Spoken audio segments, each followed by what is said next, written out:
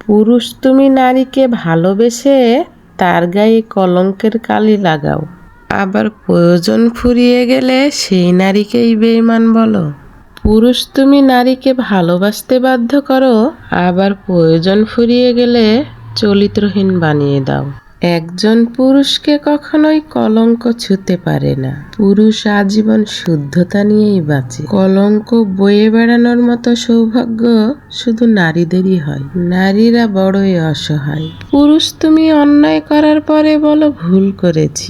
আমি বলি কি, পুরুষ কোনো ভুল করে না, জেনে বুঝে পরিকল্পনা করে নারীদের ঠগায়, বেঈমানি করে। পুরুষ তুমি কাউকে এমনভাবে আঘাত করো না যাতে তার মন থেকে ভালোবাসাটাই চলে যায়। মেয়েরা জীবনে একবার ঠকে গেলে সহজে কাউকে বিশ্বাস করতে চায় না। বিশ্বাস ভেঙে গেলে মনে আর প্রেম জন্মায় না। নারীর মনে আঘাত করার আগে একটিবার অন্তত ভেবে নিও, সেই মেয়েটিও কারো না কারো রাজকুমারী, কারো না কারো বোন।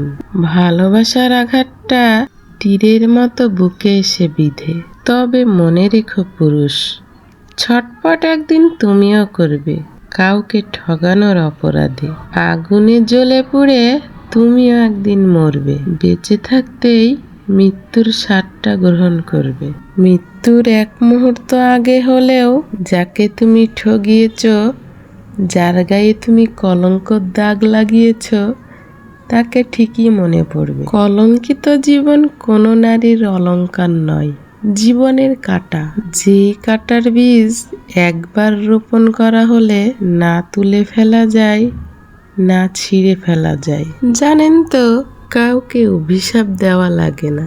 কারো জীবনের চোখের পানি কারো জীবনে অভিশাপ হয়ে লেগে যায়। তবে আমি কাউকে অভিশাপ দেব না, ক্ষমাও করব না।